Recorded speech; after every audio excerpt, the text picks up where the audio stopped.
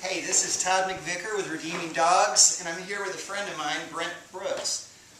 Brent is the owner of Brooks Labradors, and he primarily is breeding Labradors for the service dog area. So these guys could have future jobs as diabetic detection dogs or other service dog aspects. He also produces dogs for hunt and I think also for pet homes too. So, but his primary aim is to produce dogs for the service dog market, for the service dog training. With a spot like that, with a career like that, he's raising a lot of puppies, and they have to be well socialized because these dogs have to be able to be around people. They're going to be in new situations. They've got to work and not be distracted. So, genetics is a lot of it. He spends a lot of time looking at genetics and selecting the right dogs. But a lot of it too is how we're raising and socializing these puppies. And I thought it would be a good idea to kind of talk to him as an expert. Maybe he can help folks with new puppies. What kind of things should they be doing to socialize and not doing, and what's really important. And you can see this litter here. How old are these puppies, Brent? These puppies are 6 weeks old. These guys are 6 weeks old. Right now, they are at a home. What do you call that when they're at the home for the socialization? Well, they're at a socialization home. Okay. We have partners that help with puppy socialization. Yeah, great. So basically what they're doing is they're spending a lot of time with these guys on housebreaking, with socializing them. They're taking them places. There's a lot of kids in this household that are interacting with these dogs. So just kind of getting them ready to have an experience in the world that's not overwhelming when they get around new things and new situations. I was wondering if you could spend a minute, Brent, and tell us a few things about your thoughts on socialization, getting the dogs ready, and maybe where you start with the really little guys, and what's important with the main things when the dog goes to them. Well, when they're really little, before they ever go home, these right young age are exposed to all kinds of sounds and noises and different stimuli. We want our puppies, the puppies that are in this litter, for example, they're out here in the wind and they get to see some sunlight, some concrete. There are all kinds of toys that play around with, and so they get to experience just the different types of toys, textures, playing with each other, interacting with each other. This time together with the litter for just interlitter socialization is critical. They have an experience of roughhousing. That's just where we get a dog. They get exposed to all kinds of temperatures, so I don't just mean being out warm and cool, but feeling warm and cool surfaces on the pads of their feet. Water, there's a little bit of air to play, a little bit of water. There are precedents for having, we were talking just a few minutes ago about having puppies, really young puppies, stand in an inch or so of water while they nurse their mom that early, just being exposed to things like that very early on, so that little by little, they accumulate experiences and become confident puppies. Going on then, these puppies have been in the car multiple times, have done lots of rides from place to place.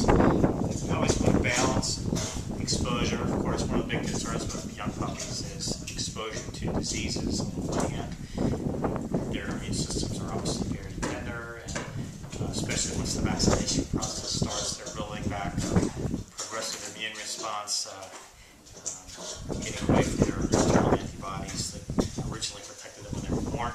But at the same time, we can really manage that risk well and still expose them to a variety of environments. So these puppies will go in the car, and really once the puppies are 7 or 8 weeks old, it's not too early for those puppies to go on little outings as long as you're smart about it. You don't take puppies and put them in the grass in a public place, but we'll carry them in and out of a store. We'll carry them from place to place with us, particularly with service dog puppies that we begin to raise.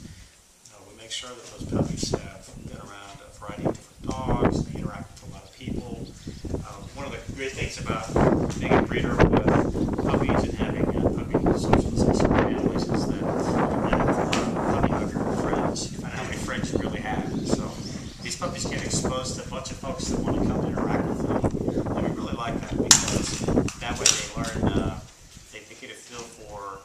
how different folks interact, and they're not just used to one person. And along with that, I would say from the flip side, as these puppies interact with us, I'm not just grabbing a puppy and forcing it to stay in my lap and, petting it and cuddling the puppy.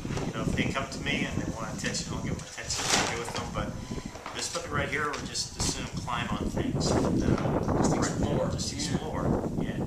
Yeah, she needs that. I think dogs will invest when they discover things themselves. So if they're gonna, fall off the bottle or step in a puddle of water, they need to have that experience. It's part of learning the world around them. Don't necessarily protect them from those minor consequences. Exactly. Yeah. We obviously want to keep them safe. But they need to realize there are such things as gravity in the world, and at the same time, they can build confidence. Here's a puppy back here. Getting ready to. There's about an inch of water in this pool, and they're thinking about getting into the pool. They can get out, but they need this little step stool to get in. So it's kind of interesting seeing who's more confident, who's not maybe doing that. But now we've got the little black guy walking around in about an inch of water and sniffing, exploring. So right there, he climbed up something. He almost fell off a time or two, so he got that experience. He chewed on this for a minute. I don't know what that experience is worth, but puppies will chew, and then he stepped in it. So this guy's getting ready to come over the top. So all of this is excellent exercise and exposure to a lot of stimuli. Just real quickly, say I'm a pet owner and I'm going to look at a litter of puppies. I want to get a puppy for my household. What are some things that I might want to look for as litter in an individual in the litter? An individual puppy for the Yeah, litter? exactly. I would look for a puppy that does care about you and isn't totally independent dog. I have a hard time. I'm less inclined to gravitate toward a dog that doesn't want to be with me. So if you're interacting with a puppy one-on-one, doesn't care for you or not, it's probably not the puppy I'd choose.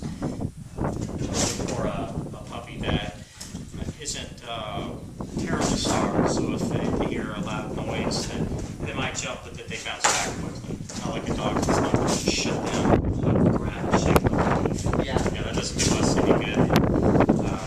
Me as pet owners, it's certainly to me as a service dog trainer. So when a dog is brave, it's confident, that it's engaging, and it's eager to please. This yellow one has come over. This little one has come over to me a couple times, so I think I would probably pick him. Or maybe he picks you. But thanks so much, Brett, for spending some time with us and showing us your puppies, and maybe it can help us to produce a little better socialized dog with our puppies. I hope so. Thank you. Thanks. Appreciate it.